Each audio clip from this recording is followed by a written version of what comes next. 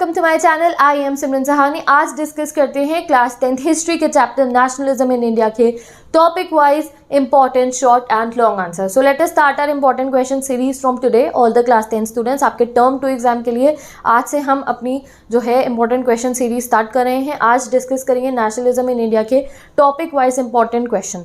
तो ये देख सकते हो आप, यहाँ पे मैंने 35 क्वेश्चन जो है मेंशन करे हैं and these question are guys topic wise question है। ये ऐसा नहीं है कि कौन से 16 बोर्ड में कौन सा है, 17 बोर्ड में कौन सा है, 18 बोर्ड में कौन सा है। These are not mix bags. यहाँ पे मैंने आपके गाइस, जैसे हमारा नेशनलिज्म इन इंडिया चैप्टर है, पहला टॉपिक कौन सा हमारा, फर्स्ट वर्ल्ड वॉर के इफेक्ट्स इंडिया पे, कैसे फर्स्ट वर्ल्ड वॉर की वजह से नेशनलिस्ट मूवमेंट में इंक्रीज आया, लोग जो है इकट्ठे और उन्होंने मूवमेंट्स लॉन्च करे, what was the effect of first world war in India, वो टॉपिक है। देन सत्याग्रह के बारे में हमें बताया गया। देन गांधी जी इंडिया आए और उन्होंने जो सत्याग्रह के बेस मूवमेंट लॉन्च करे। ऐसे हमारा जो चैप्टर चल रहा है वैसे ही मैंने हर एक टॉपिक में से आपको यहाँ पे क्वेश्चन कवर करवा दिए हैं, ठीक है। तो अगर आप ये क्वेश्चन कर रहे हो तो आप समझ जाओ कि आपने चैप्टर के हर एक टॉपिक का क्वेश्चन कंप्लीट कर लिया है, ठीक है। एंड क्वेश्चन की गाइस एग्जाम में हमारे लैंग्वेजेस डिफरेंट होती हैं, but if you know the topic wise content so you will be able to answer every question. So let's start this video now. Topic wise question है, समझ जाओगे अब आप जैसे जैसे मैं आपको पढ़ाऊंगी। अभी अगर आपको इन क्वेश्चंस को एक्सेस करना होगा, यहाँ पे मैं आपको कीवर्ड टेक्निक भी बताऊंगी कैसे इजीली क्वेश्चंस लर्न कर सकते हो समझकर। एंड जब इन क्वेश्चन आंसर्स को आपको एक्सेस करना है अगर, तो मेरी इंस्टाग्राम आईडी लिंक गिवन है, मैं इन सब की पिक्चर्स वहाँ पे अपलोड कर दूंगी, आप वहाँ से चेक कर सकते हो, ठीक है। तो let's start the question answer series. First question is guys, again बता रही हूँ टॉपिक वाइज है। जैसे पहले फर्स्ट वर्ल्ड वॉर आया, फिर आया हमारा सत्याग्रह क्या होता है, देन हमारा नेक्स्ट आता है महात्मा गांधी जब आते हैं इंडिया, देन महात्मा गांधी ने जो जो मूवमेंट्स लॉन्च करे, then Rowlatt Act, everything is going topic wise, ठीक है। So let's start the question answer series, ठीक है। तो फर्स्ट क्वेश्चन है, how did the first world war help in growth of nationalism movement in India. कैसे first world war ने nationalism movement की growth में हेल्प करी थी, ठीक है। तो लिखना क्या है इसमें, हमें इफेक्ट्स लिखने हैं फर्स्ट वर्ल्ड वॉर के। उन वो इफेक्ट ऐसा था उनका कि इंडियंस को समझ में आया that Britishers are are only oppressor and nationalist की फीलिंग जो है वो इंक्रीज हुई, ठीक है। या फिर इसका क्वेश्चन ऐसे भी बन सकता है, how did the first world war created new economic and political situation in India. कैसे करी थी, एक्सप्लेन विद एग्जाम्पल। तो लेट अस सी। तो फर्स्ट, जब भी आपको कोई आंसर लिखना होगा, पहली एक स्टेटमेंट लाइन होती है जो यहाँ पे लिखी है, this is your statement line. The first world war created a new political and economic situation. ये हमारा पॉइंट 1। तो मैं यहाँ साइड हो रही हूँ जिससे आपको दिखाई भी दे। पॉइंट 1 क्या है हमारा गाइज, आप छोटा सा याद कर लो। It led to huge increase in war expenditure. तो यहाँ पे आपके कीवर्ड्स क्या हुए, huge increase in war expenditure. World war 1 के टाइम पे क्या हुआ, जो ब्रिटिशर्स थे उनका वॉर पे खर्चा बढ़ गया था, क्योंकि उन्हें सोल्जर्स की एम्यूनेशन की जरूरत थी, उन्हें बहुत खर्चा बढ़ना पड़ रहा था वॉर पे, ठीक है। अब उस खर्चे को इन्होंने फाइनेंस कैसे करा, उस खर्चे के लिए पैसे कहाँ से लाए, by war loans. War loans लिए इन्होंने एंड उसके लिए इन्होंने इंक्रीज कर दिए टैक्सेस। कहाँ, हमारी कंट्री में, हमारी कंट्री इंडिया में टैक्सेस इंक्रीज करे, कस्टम ड्यूटीज इंक्रीज करी और income tax was introduce. Income tax जो आज की डेट पे भी हम सब लोग पे करते हैं हमारी इनकम पे, वो इन्होंने इंट्रोड्यूस कर दिया। तो पहले पॉइंट का अगर आपको कीवर्ड देखना हो तो आपको सिंपल 2 चीज़ लर्न करनी है। पहला इफेक्ट क्या हुआ वर्ल्ड वॉर 1 का, huge expenditure in war. Finance उसको कैसे करा गया, इंक्रीजिंग टैक्सेस, कस्टम ड्यूटीज और इनकम टैक्स वाज इंट्रोड्यूस। जिसको मैंने सर्कल करा है उसको मेंशन करते हैं जो अपनी नोटबुक में कीवर्ड्स के साथ में आंसर लर्न होंगे। नेक्स्ट पॉइंट आ गया हमारा, the price rise was double during the war years. Price double हुए, it led to hardship for common people. अब प्राइस बढ़े तो भैया महंगाई बढ़ी तो लोगों के लिए प्रॉब्लम हो गई। थर्ड पॉइंट आपको लर्न करना है, फोर्स रिक्रूटमेंट। कहाँ पे, रूरल एरियाज में। तो इस पूरे पॉइंट को लर्न करने की जगह आप बस थर्ड कीवर्ड अपने दिमाग में रखो, force recruitment in rural areas, और उससे क्या हुआ, एंगर हुआ। ये 3 कीवर्ड आपने अपने दिमाग में रख लिए तो you can make the sentence guys. तो पहला आपका क्या था, ह्यूज एक्सपेंडिचर ऑन वॉर, उसको फाइनेंस कैसे करा, custom duties and income tax introduce करके, कस्टम ड्यूटीज रेज करके। सेकंड हमने क्या पढ़ा, प्राइस राइज वाज डबल, तो उससे कॉमन पीपल की हार्डशिप बढ़ी। थर्ड क्या हुआ, फोर्स रिक्रूटमेंट हुई, इससे रूरल एरियाज में लोगों में गुस्सा जो है, एंगर जो है वो इंक्रीज हुआ। फोर्स रिक्रूटमेंट मतलब जबरदस्ती आर्मी में भर्ती कराना। तो गाइज हमारे इंडियन जो मेल मेंबर्स थे उनको ज़बरदस्ती आर्मी में भेजा जा रहा था। अगर हमारी अपनी कंट्री के लिए लड़ने की बात होती तो हम खुश कर जाते, बट ये लोग क्या ब्रिटेन की आर्मी के लिए लड़ने के लिए, जीतेंगे तो वाहवाही तो ब्रिटेन की होगी, तो हम क्यों जाएं भैया लड़ने इनके लिए। तो इसलिए देन क्रॉप फेलियर हो गया 1918-1919 में और 1920-21 में। उससे क्या हुआ, एक्यूट शॉर्टेज ऑफ फूड हुई, ठीक है। साथ में इन्फ्लुएंजा एपिडेमिक भी हुआ था। जैसे अभी हमारा 2020 में कोरोना वायरस आया ना, वैसे ही उस ज़माने में भी इन्फ्लुएंजा एपिडेमिक आया था। कोरोना वायरस एक टाइप का पैंडेमिक था, ये एक एपिडेमिक था, ठीक है। एंड उसमें 13 million people were perished in this famine and all these led to a huge growth of national movement in India. ये सब रीजंस की वजह से नेशनलिज्म की फीलिंग इंडियंस में आई कि भाई ये हमारा ओप्रेसर तो एक ही है, फर्स्ट वर्ल्ड वॉर से हमारा कोई कनेक्शन ही नहीं है, then also we are suffering because of the first world war. तो इसलिए इंडियंस में जो है एंगर आया, ये इकोनॉमिक पॉलिटिकल कंडीशन चल रही थी फर्स्ट वर्ल्ड के टाइम पे, and it led to the increase in nationalist movement. ठीक है, तो गाइज मैं इसको अभी अगर आप चाहो तो यहाँ स्क्रीनशॉट भी ले सकते हो, आई एम गेटिंग साइड, हर एक क्वेश्चन के बाद में साइड हो जाऊंगी जिससे आप स्क्रीनशॉट ले सको। ठीक है, चलो नेक्स्ट क्वेश्चन डिस्कस करते हैं। What is meant by the idea of satyagraha? Satyagraha क्या है? अब सत्याग्रह से रिलेटेड कोई भी क्वेश्चन आ जाए एग्जाम में गाइस, तभी मैं टॉपिक वाइज करा रही हूँ। अब अगर सत्याग्रह से रिलेटेड कोई भी क्वेश्चन आएगा तो आप इन लाइन्स को मेंशन कर सकते हो। ठीक है, तो टॉपिक वाइज पढ़ने का फायदा क्या है, हर एक क्वेश्चन कवर होगा। ठीक है, तो आंसर क्या होता है? असत्याग्रही मतलब क्या होता है? सत्याग्रह में हमें जो है गांधी जी ने ये समझाया कि अगर आपकी लड़ाई सच के लिए है, अगर आप सच के लिए लड़ रहे हो तो आपको जो है वायलेंस या फिजिकल फोर्स यूज़ करने की ज़रूरत नहीं है। आप जो ऑपरेसर है या जो जुल्म करने वाले हैं उनके कॉन्साइंस से, उनके अंदर मन से डील कर सकते हो बाय टेलिंग देम कि वो गलत है और आप सही हो। ये काम आप पीसफुल प्रोसेशन के थ्रू यानी कि धरना दे के सत्याग्रह के थ्रू भी कर सकते हो। ठीक है, तो लेट अस सी इस आंसर को कैसे फॉर्म कर सकते हैं। असत्य और एक और क्वेश्चन इस पर बन सकता है जैसे कि असत्याग्रही wins the battle through non violence. ऐसा ही तो कहा गांधी जी ने, सत्याग्रही बैटल कैसे जीतते हैं? नॉन वायलेंस से। एक्सप्लेन विद एग्जाम्पल्स, इसको एक्सप्लेन करो। तो यहाँ पे देखते हैं हम, असत्याग्रही wins battle through non violence. This statement emphasises the power of truth and the need for the search of truth. तो ये क्या एम्फेसाइज करिए स्टेटमेंट? पावर ऑफ ट्रुथ पे, सच्चाई की पावर पे, एंड सच्चाई को ढूंढने की पावर पे। ठीक है, इट सजेस्ट, ये सजेस्ट करता है क्या कि that if cause is true, अगर आप सच्चाई के लिए लड़ रहे हो एंड अगर आपका स्ट्रगल इनजस्टिस के खिलाफ है, अगर आप नाइंसाफ़ी के खिलाफ लड़ रहे हो, then physical force is not necessary to fight against the oppressor. वही बात मैंने अभी आपको हिंदी में बताई थी क्या, कि गांधी जी कह रहे हैं if you are fighting for truth and if your fight is against injustice then physical force is not required. अपनी लैंग्वेज में लिख देंगे ना हम, डायरेक्ट बुक की नहीं लिखनी होगी, तो डायरेक्टली नहीं लिखनी है तो सिंपल आप इट सजेस्ट की जगह एक और चीज़ लिख सकते हो, if we are fighting for truth. ठीक है, अगर हम सच के लिए लड़ रहे हैं, if we are struggling against injustice, अगर हम नाइंसाफ़ी के खिलाफ लड़ रहे हैं, then physical force is not necessary to fight against the oppressor. Then आपको जो है वायलेंस करने की जरूरत नहीं है। Without being aggressive असत्याग्रही could win the battle. सत्याग्रही बिना जो है लड़ाई करे भी जीत सकते हैं। कैसे? This could be done by appealing on the conscience of the oppressor. Conscience मैंने आपको बताया था ना, ऑपरेसर के अंतर मन से डील करके आप जो है इस बैटल को जीत सकते हो, instead of forcing them to accept the truth through the violence. ठीक है, यानी कि ज़्यादा दिन कि हम उन्हें लड़ें और ज़बरदस्ती उन्हें समझाएं कि हमारी बात में सच्चाई है, हम उनके अंतर्मन से डील करके, कॉन्साइंस से डील करके उन्हें समझा के जो है अपनी बैटल जीत सकते हैं। तो ये हो गया हमारा सत्याग्रह का आइडिया। तो सत्याग्रह से रिलेटेड जब भी कोई क्वेश्चन आएगा तो learn these lines guys, in lines को समझ लो आप एंड इनको अपने तरीके से आप इनको फॉर्म करके लिख सकते हो। नेक्स्ट क्वेश्चन पे मूव करते हैं। Mention some of the political agitations of Mahatma Gandhi in India. ठीक है, तो महात्मा गांधी ने जैसे ही वो इंडिया आते हैं, ही लॉन्च्ड सम स्ट्रगल्स एंड वो भी किसके हिसाब से थे? सत्याग्रह के हिसाब से थे। ठीक है, तो उन तीनों के बारे में आपको मेंशन करना है। तो arriving in India, Mahatma Gandhi successfully organise satyagraha. ठीक है, इन वेरियस प्लेसेस। उन्होंने पहले बताया सत्याग्रह है क्या, फिर अलग अलग जगह पे उन्होंने सत्याग्रह लॉन्च करे। सबसे पहले 1916 में वो चंपारण बिहार में गए to inspire the peasants struggle against the oppressive plantation system. तो पहला भी यहाँ कीवर्ड लर्न कर लो, चंपारण बिहार में उन्होंने पीजेंट्स के साथ में स्ट्रगल करा against the oppressive plantation system, वो इंडिको प्लांटिंग वाला। ठीक है, देन 1917 में ही organise satyagraha to support the peasants of Kheda district of Gujarat. Kheda district of Gujarat में करा क्योंकि वहाँ पे इफेक्ट हुआ था क्रॉप फेलियर का। अभी हमने फर्स्ट वर्ल्ड के इफेक्ट में पढ़ा ना, क्रॉप फेलियर हुआ था, तो क्रॉप फेलियर हो गया और तब भी ब्रिटिशर्स रेवेन्यू मांग रहे थे, तो इसलिए जो है गांधी जी ने वहाँ जाके जो है सत्याग्रह करा। प्लेग एपिडेमिक भी आया था, तो आपको पता है कोरोना वायरस के टाइम पे कितने लोगों की डेथ हुई और कितनी फसलें खराब हुई, काम नहीं कर पाए लोग, तो उस समय पे भी यही सब हुआ था। तब भी ब्रिटिशर्स अपना पैसा मांग रहे थे, हमें तो रेवेन्यू दो, तो फार्मर्स के पास रेवेन्यू नहीं था, इसलिए गांधी जी ने जाके वहाँ पे सत्याग्रह लॉन्च किया। Mahatma Gandhi organised a satyagraha to support the peasants of Kheda district of Gujarat affected by crop failure and a plague epidemic. The peasants of Kheda could not pay the revenue. क्यों नहीं पे कर पा रहे थे पीजेंट्स रेवेन्यू? क्योंकि क्रॉप फेलियर भी होता, प्लेग एपिडेमिक भी था, एंड वो डिमांडिंग द रेवेन्यू कलेक्शन भी रिलैक्स, यानी कि जो है रिलैक्स मतलब रेवेन्यू ना लिया जाए। ठीक है, 1918 में Mahatma Gandhi went to Ahmedabad to organise a satyagraha movement amongst the cotton mill workers. तो ये तीनों आपको लर्न करने हैं। चलो नेक्स्ट क्वेश्चन पे मूव करते हैं हम। अगर आपको इसका स्क्रीनशॉट लेना है तो आप ले सकते हो।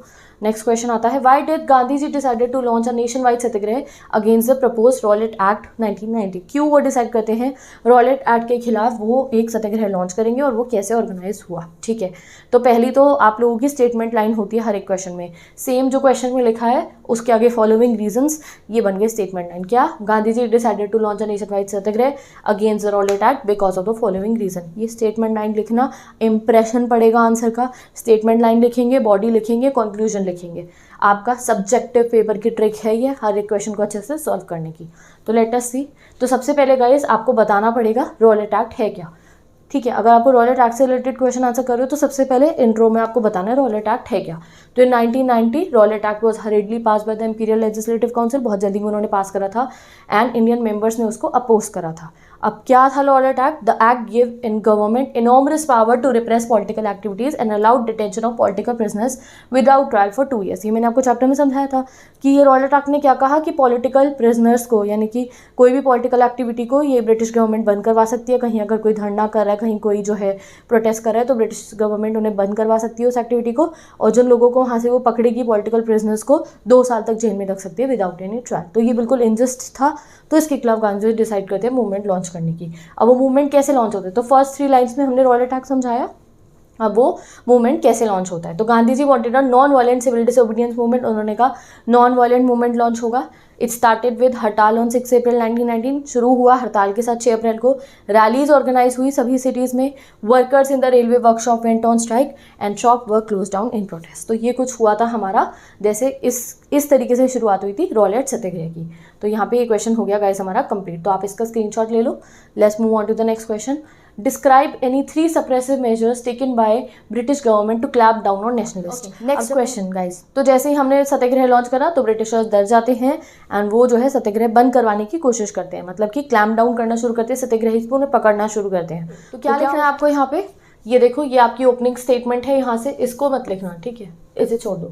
यहाँ से देखो, alarm by the popular upsurge the British administration decided to clamp down on nationalist. 3 reason बताए हैं, तो 3 रीजन लिख देते हैं।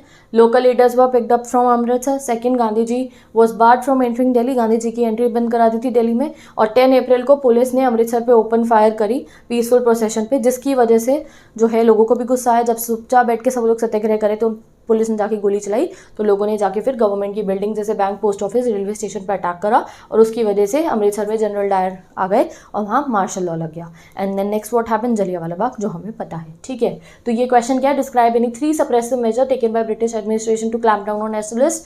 तो आपको ये ओपनिंग स्टेटमेंट है 1, 2, 3। ठीक है, तो यहाँ इस टॉपिक का भी आपका क्वेश्चन कवर हो गया। चलो मूव करते हैं नेक्स्ट टॉपिक पे। कौन सा होगा? जलियांवाला बाग। ठीक है, तो आई होप आप समझ रहे होगे क्यों मैं आपको टॉपिक वाइज क्वेश्चन करा रही हूँ, जिससे कि हमारे एग्जाम में किसी भी ईयर का क्वेश्चन आए, कोई भी क्वेश्चन आए, अगर हमें टॉपिक वाइज क्वेश्चन आते तो हम हर एक क्वेश्चन को आंसर कर पाएंगे। ठीक है, तो आप स्क्रीनशॉट ले सकते हो एंड इंस्टाग्राम से भी एक्सेस कर सकते हो। ठीक है, नंबर 6 ना। अब ये क्वेश्चन नंबर 6 थोड़ा डिफरेंट है। अब यहाँ आपको डायरेक्टली बस ये नहीं पूछा गया है डिस्क्राइब जलियांवाला बाग मैसेकर, नहीं, आपको क्वेश्चन थोड़े डिफरेंट टाइप से आएंगे, जैसा ये क्वेश्चन है। जैसे कि इस क्वेश्चन में हमसे पूछा गया है what were the circumstances that led to Jallianwala Bagh massacre. ऐसा क्या हुआ जिसकी वजह से जलियांवाला बाग मैसेकर हुआ। ठीक है, तो उससे पहले का भी आपको बताना पड़ेगा एंड जलियांवाला बाग मैसेकर में जो हुआ वो भी आपको बताना पड़ेगा। इस क्वेश्चन की एक और लैंग्वेज हो सकती है, why was Rowlatt Satyagraha launch, why was it called off. Rowlatt Satyagraha launch क्यों हुआ, क्यों वो बंद हुआ। ठीक है, तो सबसे पहले आपको बताना पड़ेगा रॉलेट एक्ट क्या है, उसके खिलाफ सत्याग्रह लॉन्च हुआ, सत्याग्रह को ब्रिटिशर्स ने क्लैम्प डाउन करने की कोशिश करी and then Jallianwala Bagh massacre, पूरा आपको डिटेल में बताना होगा। तो लेट्स सी, सबसे पहले बताते हैं फर्स्ट पॉइंट में, the British government pass Rowlatt Act in 1919। Rowlatt Act के बारे में बताएंगे क्या होता है रॉलेट एक्ट में। It gave British officers wide power to imprison people without trial. तो ये अपनी लैंग्वेज में लिख दिया ना, रॉलेट एक्ट में क्या हुआ, ब्रिटिशर्स को पावर मिल गई किसी को भी बिना ट्रायल के इम्प्रिजन करने की, यानी कि जेल में रखने की। Rowlatt satyagraha was organise in different part of the country against this act. अब रॉलेट सत्याग्रह क्या है, इस एक्ट के खिलाफ सत्याग्रह लॉन्च हुए, उसे बोला गया रॉलेट सत्याग्रह। ठीक है, अब थर्ड पॉइंट में हम लिखेंगे, अब बता दो किसके बारे में, जलियांवाला बाग मैसेकर के बारे में। On 13 April a crowd of villagers who had come to Amritsar to attend a fair gathered in the enclose ground of Jallianwala Bagh. ठीक है, being from outside the city they were unaware of the martial law that had been imposed, उनको नहीं पता था martial law लग गया है। General Dyer entered the area, block the exit points and open fired on crowd killing hundreds, और General Dyer वहाँ आके उन्होंने एंट्रीज को ब्लॉक करा एंड ओपन फायर करी, जिससे बहुत सारे लोगों की डेथ हो गई। His objective as he declared later was to produce a moral effect, और जनरल डायर से जब बाद में कहा गया कि क्यों उन्होंने इतना ऐसा काम करा, क्यों उन्होंने ऐसा करा कि मासूम लोगों की जान ली, तो उन्होंने कहा कि एक मॉरल इफेक्ट क्रिएट करने के लिए, किनके माइंड में, सत्याग्रहीज के माइंड में, जिससे सत्याग्रहीज डर जाएं हमारे से और आज के बाद ब्रिटिशर्स के खिलाफ बगावत करने की या जो है सत्याग्रह लॉन्च करने की ना सोचें। तो ये आप समझ चुके हो। बस इस देखो अब ये क्वेश्चन डिफरेंट क्यों है, कुछ भी नहीं है इस क्वेश्चन में एक्स्ट्रा, बस जलियांवाला बाग में जाकर के बारे में बताने से पहले थोड़ा सा हमें रॉलेट एक्ट का इंट्रोडक्शन देना था। तो रॉलेट एक्ट तो हमें पता ही है, तो understand the language of the question, ठीक है। तो ये आपका ये क्वेश्चन कंप्लीट हो गया। Take the screenshot guys and move करते हैं नेक्स्ट क्वेश्चन नंबर 7, ठीक है। तो टॉपिक वाइज चल रहे हैं। अब जलियांवाला बाग का इफेक्ट क्या हुआ उसके बाद, तो let's see, describe the brief reaction of people immediately after Jallianwala Bagh. तो जैसे ही न्यूज़ स्प्रेड हुई थी पूरे नॉर्थ इंडिया में लोगों को बहुत गुस्सा आया था, याद है आपको? तो यस, यही as the news of Jallianwala Bagh spread crowd took the streets at many north Indian towns, क्योंकि अमृतसर नॉर्थ इंडिया में है ना, तो वहाँ पे बहुत जल्दी न्यूज़ फैली थी। There were strikes, clashes with police and attacks on government building, government की बिल्डिंग पर अटैक करा गया। The government responded with brutal repression, अब गवर्नमेंट ने तब भी नहीं सुधरी, उन्होंने और ब्रूटली रिएक्ट करा, seeking to humiliate and terrorise people, terrorise करा, ह्यूमिलिएट करा सत्याग्रहीज को। क्या क्या करा था, एक एरिया बताया गया है, उनको रब कराई गई उनकी नोज ज़मीन पर, उन्हें क्रॉल करने को बोला गया स्ट्रीट्स में, सलाम करने को बोला गया, किसको, सारे ब्रिटिश ऑफिशियल्स को, एंड पीपल वर फ्लॉग्ड, फ्लॉग मतलब कोड़े मारे गए उन्हें। विलेजेस में बॉम्ब भी फेंके गए। कौन से विलेजेस में फेंके गए थे, ये 2 मार्क्स के लिए भी आप लर्न कर सकते हो। कौन से विलेज में, गुजरनवाला इन पंजाब, जो अभी पाकिस्तान में है ना, वहाँ पे बॉम्ब फेंके गए। Seeing the violence Mahatma Gandhi called off the movement, और ये सब वायलेंस होता हुआ देखिए महात्मा गांधी रॉलेट सत्याग्रह को बंद कर दिया, ठीक है। तो ये आ गया आपको question number 7। Let's move on to question number 8। Rowlatt satyagraha के बाद हमने पढ़ा था गाइस खिलाफत मूवमेंट करते। अब आगे अगर आपको चैप्टर में याद होगा तो गाइस ये देखो, इस वीडियो से आपका पूरा चैप्टर भी रिवाइज हो जाएगा, क्योंकि हम टॉपिक वाइज कवर कर रहे हैं। तो जब जो है जलियांवाला बाग के बाद जो है गांधी जी ने रॉलेट सत्याग्रह को तो कॉल ऑफ कर दिया, तो उन्होंने क्या बोली थी बात कि जब तक हिंदूज और मुस्लिम्स इकट्ठे नहीं होंगे तब तक हमें जो है आज़ादी नहीं मिल सकती। ब्रिटिशर डिवाइड एंड रूल करते हैं, तो उन्होंने सोचा कि कुछ एक ऐसा उन्हें पॉइंट चाहिए, कोई ऐसा उन्हें एक मुद्दा चाहिए जिससे वो हिंदूज एंड मुस्लिम को एक साथ लेकर आ पाए, और वो उन्हें किस में दिखा था, खिलाफत इशू में। तो let us see, next question इसी पे है, who were the leaders of Khilafat movement, why was it started. तो खिलाफत मूवमेंट के लीडर्स कौन थे, अली ब्रदर्स थे, मोहम्मद अली एंड शौकत अली, ठीक है। The defeat of the Ottoman Turkey in first world war, it was said harsh peace treaty was going to be impose on Ottoman emperor, ठीक है। तो मैंने कीवर्ड्स में लिखा है, आपको पता है दैट फर्स्ट वर्ल्ड वॉर में टर्की हार गया था, तो उसकी वजह से ऐसा बोला गया था कि ऑटोमन टर्की के जो एम्परर थे उन पे एक हार्श ट्रीटी लगाई जाएगी, एंड उनके जो एम्परर थे खलीफा, उनको पूरा इस्लामिक वर्ल्ड अपना स्पिरिचुअल हेड मानता था। तो खलीफा को डिफेंड करने के लिए ये कमेटी बनाई गई थी। नेक्स्ट क्वेश्चन में ज़्यादा अच्छे से मैंने इसके बारे में डिस्कस करा। क्वेश्चन नंबर 9 पढ़ते हैं, हाउ डिड खिलाफत issue became part of nationalism movement. ये बहुत इंपॉर्टेंट क्वेश्चन है, कैसे खिलाफत इशू जो था हमारे नेशनलिज्म मूवमेंट का पार्ट बना, ठीक है। तो फिर से आपको बताना पड़ेगा खिलाफत इशू क्या है सबसे पहले, फिर हम बताएंगे वो नेशनलिज्म मूवमेंट का पार्ट कैसे बना।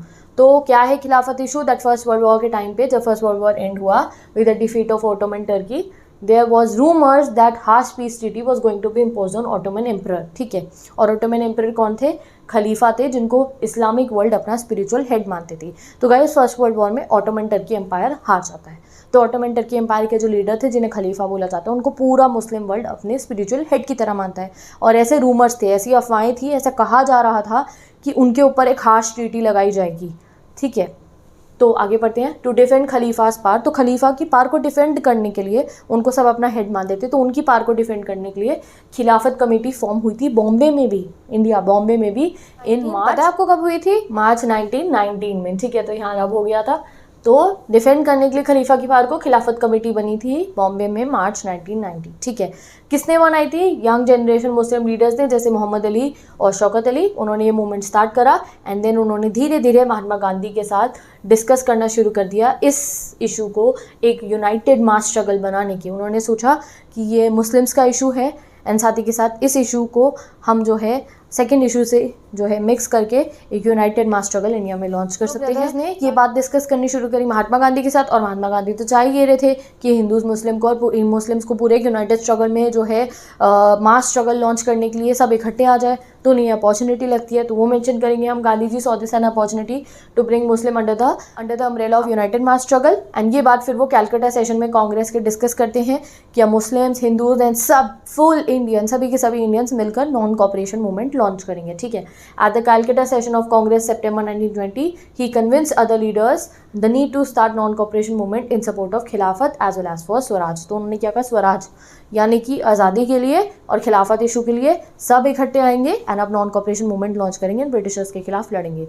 तो ये बात उन्होंने, अब कोई भी मूवमेंट लॉन्च होना होता था गाइस, तो उससे पहले मूवमेंट को गाइड करने के लिए, उसको रूल करने के लिए कांग्रेस पार्टी हमेशा जो है देख रेख करती थी उसकी। तो कांग्रेस पार्टी का साथ होना मूवमेंट में ज़रूरी था। तो गांधी जी को पहले जाके उन्हें कन्विंस करना था कि हम इस तरीके से मूवमेंट लॉन्च करेंगे जिसमें खिलाफत इशू को भी रेस करा जाएगा, मुस्लिम्स भी साथ में आएंगे।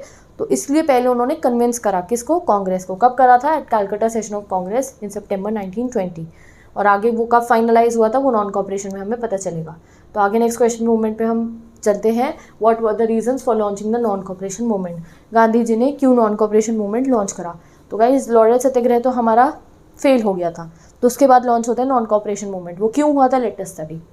या फिर इसका क्वेश्चन ऐसे भी बन सकता है, why non cooperation movement, what was the method used in the movement. क्यों लॉन्च हुआ था, क्या मेथड यूज़ करा गया था। तो गांधी जी ने अपनी फेमस बुक हिंद स्वराज में बताया था कि ब्रिटिशर्स तब तक इंडिया पे रूल कर पाएंगे जब तक ब्रिटिशर्स उनके साथ कॉपरेट कर रहे हैं, यानी कि हम उनको अपने ऊपर रूल करने दे रहे हैं, हम उनके साथ कॉपरेट कर रहे हैं। वो ला के अपने कपड़े हमारे यहाँ बेच रहे हैं, हम खरीद रहे हैं, पहन रहे हैं, ठीक है। वो ब्रिटिशर्स यहाँ पे आके अपने स्कूल बना रहे हैं, हम वहाँ पढ़ने जा रहे हैं, वो लिकर शॉप्स बना रहे हैं, हम उन्हें कंज्यूम करें अल्कोहल को, हम उनका साथ दे रहे हैं, यानी कि हम उनके साथ कॉपरेट कर रहे हैं। अगर हम उनसे कॉपरेट करना बंद कर देंगे तो ब्रिटिशर्स को भागना पड़ेगा, ठीक है। Let us see, if we withdraw our cooperation then their rule will end, ठीक है। अगर हम अपना कॉपरेशन हटा लेंगे तो उनका रूल खत्म हो जाएगा, ठीक है। इट बिगेन, अब उन्होंने क्या कहा कि कैसे हम नॉन कॉपरेशन करना शुरू करेंगे, मेथड्स बतानी है। देखो आप, what was the method use in the movement, कैसे शुरू करेंगे हम। It began with surrender of titles, पहले टाइटल सरेंडर करो। Then boycott of civil services, जो कोई भी सर्विसेज प्रोवाइड कर रहे हैं, लॉयर की, IAS ऑफिसर्स है, एनीथिंग, वो सब अपनी सर्विसेज जो है बॉयकॉट कर दे ब्रिटिशर्स को। आर्मी, पुलिस, कोर्ट्स, सब लोग, लेजिस्लेटिव काउंसिल, पॉलिटिकल लीडर्स, सब जो है अपनी सर्विसेज ब्रिटिशर्स को देना बंद कर दे। स्कूल्स, फॉरेन गुड्स, सबके सब बॉयकॉट हो जाए, स्कूल ना जाए बच्चे, फॉरेन गुड्स को आप लोग बॉयकॉट करो। एंड जो है इससे क्या होगा, नॉन कॉपरेशन मूवमेंट स्टार्ट हो जाएगा, ठीक है। तो आपको पता चल गया what was non cooperation movement and how it started, ठीक है। नेक्स्ट क्वेश्चन मूव करते हैं गाइस हम। How did non cooperation movement became a mass movement, illustrate answer by narrating major developments. कैसे नॉन कॉपरेशन मूवमेंट एक mass movement बनता है। तो इस क्वेश्चन में आपको नॉन कॉपरेशन मूवमेंट के बारे में बताना है। सिटीज़ से हम शुरू करेंगे, कैसे सिटी में नॉन कॉपरेशन मूवमेंट अनफोल्ड हुआ था। तो non cooperation movement started with middle class participation in the city. शहरों में मिडिल क्लास पार्टिसिपेशन सबसे ज़्यादा था। Thousands of student left government control school, लोगों ने स्कूल छोड़ दिए, कॉलेजेस छोड़ दिए, हेडमास्टर ने, टीचर्स ने और लॉयर्स ने, सब ने अपनी जो है जॉब्स को छोड़ दिया, ठीक है।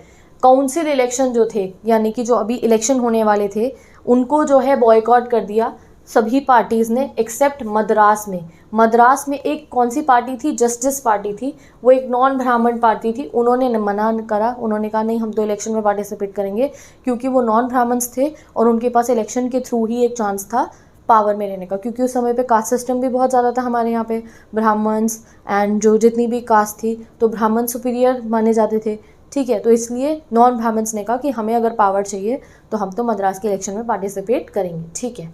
चलो, the effect of non corporation on the economic front व मोर डिप्लोमेटिक, ठीक है। इकोनॉमिक फ्रंट पे नॉन कॉपरेशन मूवमेंट का इफेक्ट बहुत दिखा था, क्योंकि हम लोगों ने जो है बॉयकॉट कर दी थी लिकर शॉप्स को भी और फॉरेन क्लोथ को भी। फॉरेन क्लोथ्स को बॉन फायर में जलाया जाता था, तो उससे इम्पोर्ट जो था गाइस फॉरेन क्लोथ का, वो हाफ हो गया था 1921 एंड 22 में, और उसकी वैल्यू ड्रॉप हो गई थी फ्रॉम 102 करोड़ टू 57 करोड़। ये आप नेक्स्ट पॉइंट मेंशन कर देना। And in many places merchant traders refuse to trade in foreign clothes और फाइनेंस फॉरेन ट्रेड, ठीक है। तो उन्होंने मना कर दिया था, हम फॉरेन ट्रेड नहीं करेंगे। As a boycott movement spread, people began discarding imported. जैसे ही लोगों ने जो है मूवमेंट स्प्रेड हुआ, पीपल ने डिस्कार्ड करने शुरू करे इंपोर्टेड क्लोथ्स और इंडियन वन पहनने शुरू करे। तो इंडियन टेक्सटाइल मिल्स का और हैंडलूम, जो हमारी इंडियन मिल्स थी और इंडियन हैंडलूम्स थी, उनका प्रोडक्शन बढ़ गया। तो आपने देखा कितना इफेक्ट पड़ा नॉन कॉपरेशन का, कहाँ ये 102 करोड़ का इंपोर्ट कर रहे थे वो 57 करोड़ पहुंच गया। तो बिल्कुल ही ब्रिटिशर्स की मतलब आप समझ सकते हो कि बैकबोन हिट हुई थी जब इतना सारा इंपोर्ट पे इफेक्ट पड़ा because of non cooperation movement. तो ये डायरेक्ट आप इसके बारे में अगर आपको एग्जाम में सिटीज़ का रोल लिखने को है ना, how was non cooperation movement in cities, तो भी आप ये आंसर मेंशन कर सकते हो, ये पॉइंट्स आप चेक कर सकते हो, ठीक है। डायरेक्ट एनसीईआरटी है। नेक्स्ट क्वेश्चन पे मूव करते हैं, why did non cooperation movement slow down in the city. But धीरे धीरे नॉन कॉपरेशन मूवमेंट सिटीज़ में स्लो हो जाता है। क्यों होता है? Khadi cloth was more expensive, ज़्यादा समय तक लोग खादी क्लोथ्स नहीं अफोर्ड कर पाए। ब्रिटिशर्स के कपड़े जिनको जलाया था ना इंपोर्टेड क्लोथ्स, वो बहुत सस्ते होते थे, लोगों पे इतना पैसा नहीं था, तो उन्होंने फिर से ब्रिटिश क्लोथ्स पहनने शुरू कर दिए। No alternative Indian institution accommodate Indians. अब बच्चों ने स्कूल छोड़े, लॉयर्स ने कोर्ट छोड़ी, जब सब लोगों ने अपना काम छोड़ दिया, इंस्टीट्यूशन छोड़ दिए ब्रिटिशर्स के, तो वो कुछ समय तो घर पे रहे, बट गाइस कोई इंडियन इंस्टीट्यूशन नहीं था जहाँ जाके वो पढ़ाई कर सके, जॉब कर सके। बट पैसा तो सबको चाहिए, एजुकेशन भी सभी को चाहिए, तो इसलिए इंडियन इंस्टीट्यूशंस की कमी की वजह से सब लोग वापस ब्रिटिश इंस्टीट्यूशंस में जाने लगे। Students and teachers began going back to government schools and lawyer join the courts, ठीक है। तो स्लो डाउन का क्वेश्चन आया, क्यों हुआ था स्लो डाउन मूवमेंट सिटीज़ में, तो ये रहा question. Again I am telling you guys, these question our topic wise question. ये क्वेश्चन करने का आपको फ़ायदा ऐसे मिलेगा कि अब अगर आपको मूवमेंट इन सिटीज़ से रिलेटेड किसी भी लैंग्वेज का कोई भी क्वेश्चन आ जाए, तो आपको कहानी पता है अपने दिमाग में और उसे फॉर्म करना भी आता है कि क्यों स्लो डाउन हुआ था। क्योंकि खादी क्लोथ बहुत एक्सपेंसिव था, इंडियन इंस्टीट्यूशंस की कमी थी, इसलिए गवर्नमेंट स्कूल्स में बच्चे एंड टीचर्स वापस गए एंड लॉयर्स वापस कोर्ट गए। और कुछ समय बाद पार्टीज़ के इलेक्शन में भी सबने पार्टिसिपेट करना शुरू कर दिया था, ठीक है। तो इस तरीके से आपको लर्न करना है। अब हमने non cooperation movement in cities पढ़ लिया, अब हमें non cooperation movement in villages पढ़ना था, जिसमें हमें अवध पीजेंट्स के बारे में बताया। तो अवध पीजेंट्स की सबसे पहले क्वेश्चन बन गया क्या प्रॉब्लम्स वो फेस कर रहे थे, तभी तो उन्होंने रिवोल्ट करा। तो अवध पीजेंट्स बहुत प्रॉब्लम फेस कर रहे थे। अवध पीजेंट्स के जो लैंडलॉर्ड्स थे एंड तालुकदार्स थे, वो उनसे बहुत ज़्यादा हाई लैंड रेंट मांगते थे और काफ़ी अलग अलग टाइप के टैक्सेस उनसे मांगते थे पीजेंट्स। तो आपने को याद है हमने नॉन कॉपरेशन मूवमेंट का पढ़ा था कि सब लोगों के लिए डायरेक्टली ऑपरेसर ब्रिटिशर्स नहीं थे। अब जो ये पीजेंट्स थे इनके लिए ऑपरेसर कौन था, इनके यहाँ का तालुकदार और इनके यहाँ के लैंडलॉर्ड्स। तो इन्होंने सोचा नॉन कॉपरेशन करने को कहा है, तो मतलब हम अपने तालुकदार्स एंड लैंडलॉर्ड्स के खिलाफ जाएंगे और उनसे जो है अपनी डिमांड्स करेंगे। तो लेट अस सी, तो जो है उन्होंने क्या करा, लैंडलॉर्ड्स की वजह से बहुत प्रॉब्लम फेस करनी पड़ी थी अवध के पीजेंट्स को। They were also compelled to do, बेगार करना पड़ता था उन्हें, और उनका उनके लैंड पे कोई भी राइट नहीं था। ये प्रॉब्लम्स थी जो अवध के पीजेंट्स फेस कर रहे थे। तो अगर शॉर्ट क्वेश्चन आया, ये शॉर्ट क्वेश्चन भी तो मैं आपको करा रही हूँ, तो अगर शॉर्ट क्वेश्चन आया describe any 3 major problem face by Awadh peasants in the days of non cooperation movement, तो आप ये मेंशन कर देना, ठीक है। अब आते हैं 14, how did the peasants of Awadh use different method to achieve their goal. तो उन्होंने मूवमेंट में कैसे पार्टिसिपेट करा, क्या क्या उन्होंने अपने मेथड्स लगाए। तो the peasants of Awadh were led by Baba Ramchandra. आपको पता है ना बाबा रामचंद्र ने अवध पीजेंट रिवोल्ट को लीड करा था, वो एक फिजी से आए थे, आपको याद हो अगर तो। The following method were use to achieve their goals. क्या क्या मेथड उन्होंने यूज़ करे। They raise their demand for reduction of revenue, उन्होंने रेवेन्यू रिडक्शन के लिए कहा। एबॉलिशन ऑफ बेगर के लिए कहा। सिक्योरिटी ऑफ लैंड टेन्योर, कि उन्हें अपने लैंड पे जो है कुछ हक मिले। And they took the social boycott of oppressive landlords, उन्होंने कहा सोशल बॉयकॉट कर देंगे ऑपरेसिव लैंडलॉर्ड्स, जो लैंडलॉर्ड्स अत्याचारी हैं उनसे हम बॉयकॉट कर देंगे। काफ़ी जगहों पे पंचायत ने नाई धोबी बंद ऑर्गेनाइज करे। नाई धोबी बंद मतलब कि उन लैंडलॉर्ड्स को हम जो है बेसिक सर्विसेज प्रोवाइड नहीं करेंगे, चाहे वो बाल काटना हो, जूते पॉलिश करना हो या कपड़े धोना हो, ठीक है। एंड ऊत किसान सभा was setup in more than 300 branches in the village around the Awadh. बहुत सारी ऊत किसान सभा जो है और उसकी ब्रांचेज जो है स्टैब्लिश हुई थी, कहाँ पे, अवध में। ओके, नेक्स्ट क्वेश्चन पे मूव करते हैं हम। तो ये क्वेश्चन हमारा किसका आंसर था, how did peasants reacted to this, ठीक है, कैसे पीजेंट्स ने अचीव करे अपने गोल। तो उन्होंने डिमांड करी लो रेवेन्यू, बॉयकॉट करा, नाई धोबी बंद करे और ऊत किसान सभा बनाई, ठीक है। बट जो हमारे कांग्रेस थी वो हैप्पी नहीं थी अवध पीजेंट्स ने जैसे रिएक्ट करा उससे। क्यों नहीं थी, ये डायरेक्ट क्वेश्चन आपके एग्जाम में आ सकता है, वो आपको दिखाती हूँ मैं कैसे आपको इसे आंसर करना है। The Congress leadership was unhappy with the peasant movement. क्यों थी, क्योंकि जैसे जैसे as the movement spread in 1921 the houses of talukdars and merchants were attacked, bazaars were looted and grain hoards were taken over. तो पीजेंट धीरे धीरे वायलेंट होने शुरू हो जाते हैं। उन्होंने बाजार को अटैक करा, तालुकदार के घरों को अटैक करा, वहाँ पे लूट करनी शुरू कर दी बाज़ारों में, और वहाँ से जो ग्रेन्स थे, अनाज जो था, उसे जो है जब्त करना शुरू कर दिया। होड़ मतलब उसे अपने पास रखना शुरू कर दिया, ठीक है। In many places local leaders told peasant that Gandhi ji had declared that no taxes were to be paid and land to be disputed among poors. तो सबने सोचा कि एक ऐसी बातें चलने लगी कि गांधी जी ने कहा कोई टैक्स मत दो और ये जितना भी लैंडलॉर्ड्स की ज़मीन है वो हम सब में बट जाएंगी। अपने पास से बातें बननी शुरू हो गई। The name of Mahatma was being invoked to sanction all action and aspiration. चाहे कोई किसी का घर तोड़ रहा है, चाहे वो कहीं लूट कर रहा है, सब कह रहे थे ये सब महात्मा गांधी के कहने पे हम कर रहे हैं। तो इसलिए कांग्रेस खुश नहीं थी अवध पीजेंट्स के रिवोल्ट के तरीके से। तो ये direct question for your short markers we have prepared. Let's move to question number 16। Explain any 3 causes that led to tribal revolt in Gudem hills of Andhra Pradesh. अब नेक्स्ट हमने नॉन कॉपरेशन मूवमेंट में Gudem hills के बारे में पढ़ा था, अगर आपको याद हो तो अलूरी सीताराम राजू, वही उसके बेस ये क्वेश्चन है कि क्यों ट्राइबल पीजेंट्स ने रिवोल्ट में पार्टिसिपेट करा, क्यों उन्होंने जो है नॉन कॉपरेशन मूवमेंट में पार्टिसिपेट करा। तो ट्राइबल पीजेंट्स को भी तो कोई प्रॉब्लम थी, तभी उन्होंने नॉन कॉपरेशन में पार्टिसिपेट करा। Late us see the tribal peasants of Gudem hill in Andhra Pradesh fought for Swaraj. उन्होंने स्वराज के लिए भी लड़े, फ्रीडम के लिए भी, and revolt against the British. Let us see क्यों हमारे ट्राइबल पीपल ने पार्टिसिपेट करा नॉन कॉपरेशन मूवमेंट पे। तो यहाँ लिख दो the following were the causes that led tribal to revolt in the Gudem hills of Andhra Pradesh. तो पहला रीज़न क्या था, दैट कॉलोनियल गवर्नमेंट में, आपको याद है, उनके लिए उन्होंने फॉरेस्ट बंद कर दिया था। अब जो है ट्राइबल पीपल, वही आदिवासी लोग जिनका जंगल ही घर था, उन्हें कहा जंगल में तुम नहीं जा सकते हो, ना ही लकड़ी इकट्ठी करने के लिए, ना ही खाना लेने के लिए। तो यहाँ आप इंग्लिश में यहाँ पॉइंट गिवन है, the colonial government had close large forest areas preventing tribal from entering the forest to graze their cattle and felt that their traditional rights were being taken away। तो जब उनको मना कर दिया गया फॉरेस्ट में जाने को, तो ट्राइबल्स को यही नहीं लगा कि इन्होंने हमारी लाइवलीहुड हमसे छीन लिया, इनफैक्ट उनका ट्रेडिशनल राइट उनसे छीना, उनका हक है उस फॉरेस्ट पे, वही उनसे छीन गया। ठीक है। The tribal who were strongly dependent on the forest for food, fruit and fuel were prevented to carry out these activities affecting their livelihood. और उनकी लाइवलीहुड उससे डेंजर में हो गई। क्या फ्रूट लेना है, फूड लेना है, वुड लेनी है, सब फॉरेस्ट बंद, तो कहाँ से लेंगे वो। ठीक है। द गवर्नमेंट वॉज, और इसके अलावा वो गवर्नमेंट फोर्स कर रही थी इन सब ट्राइबल को, आदिवासीज को, कि वो गुडेम हिल में जो है बेकार करें, बिना पैसों के काम करें, वहाँ पे रोड्स बनाए गुडेम हिल्स में, गुडेम की जो पहाड़ियाँ हैं वहाँ पे सड़कें बनाए, वो पैसा भी नहीं मिलेगा उसका, और फॉरेस्ट भी बंद कर दिया। तो इतना अत्याचार ब्रिटिश गवर्नमेंट कर रही थी। तो इसलिए a militant movement had begun to resist this, एक मिलिटेंट मूवमेंट चल रहा था इसको रेजिस्ट करने के लिए। And the tribals here became violent and attack police stations and attempted to kill the Britishers.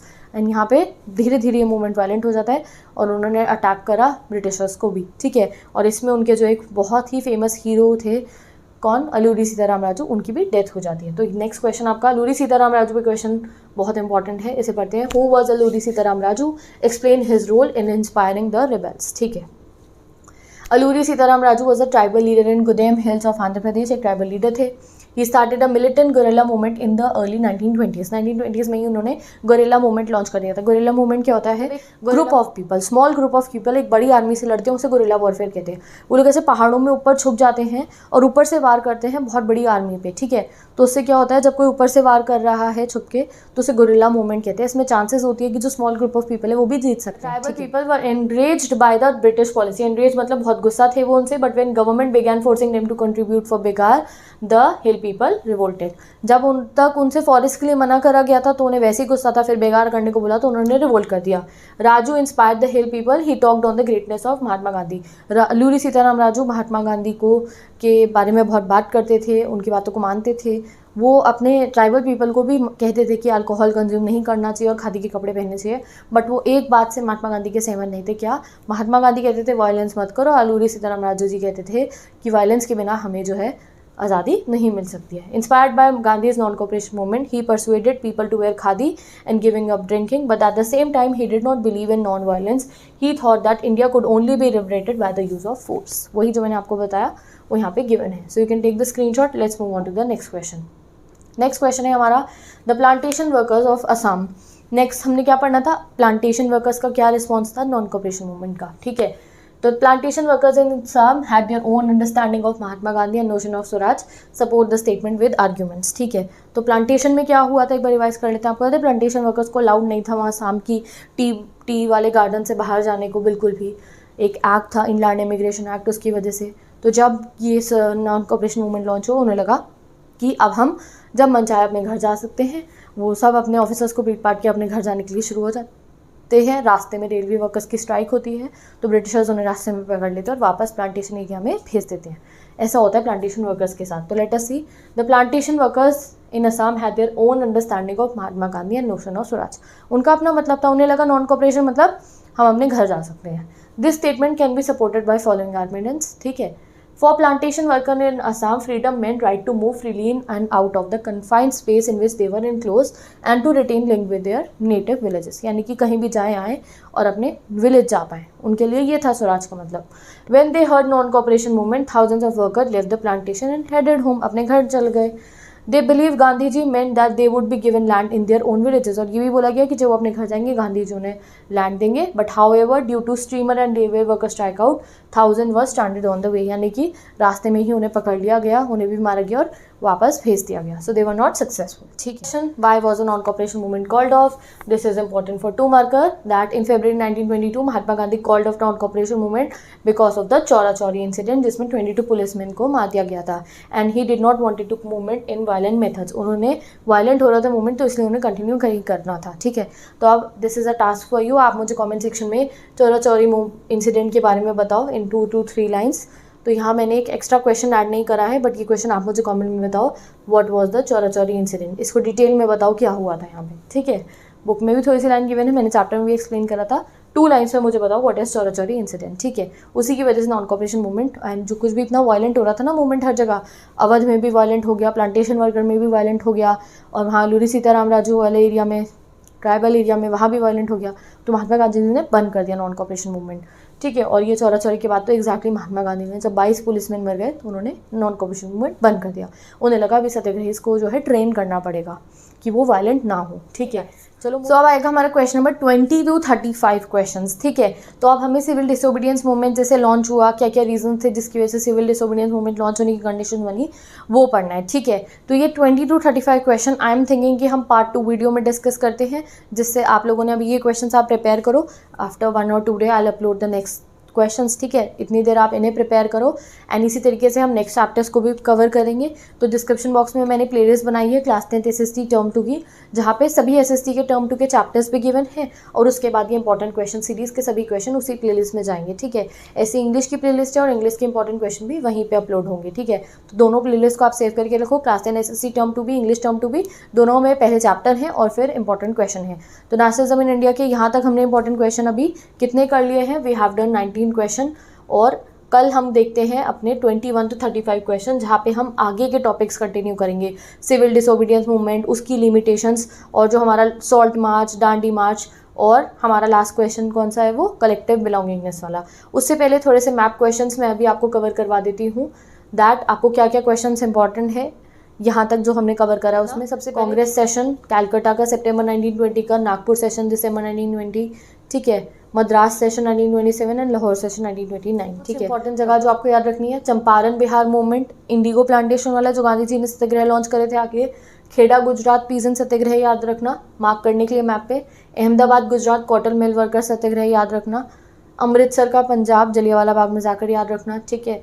Chaura Chauri UP में है एंड इसकी वजह से NCM बंद हो गया था.